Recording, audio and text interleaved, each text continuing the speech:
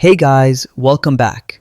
In this tutorial, I'll show you how to return an online order from ZARA, whether you checked out with an account or as a guest.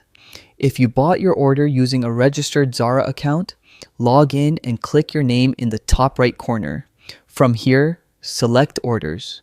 Choose the order you want to return and click into the details.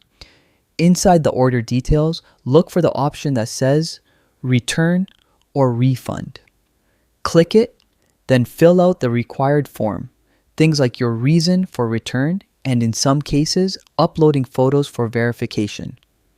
Keep in mind, ZARA only allows returns within 30 days from the shipping date.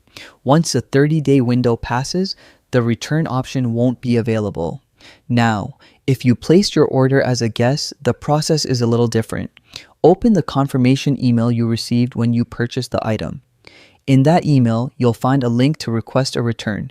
Click it, then complete the return form just like before. You may be asked to upload proof like photos or receipts. So yeah, whether you used a ZARA account or checked out as a guest, the process is straightforward. Just remember the 30-day deadline. And that's it. That's how you return an online order from ZARA. If you found this helpful, don't forget to like and subscribe for more quick tutorials.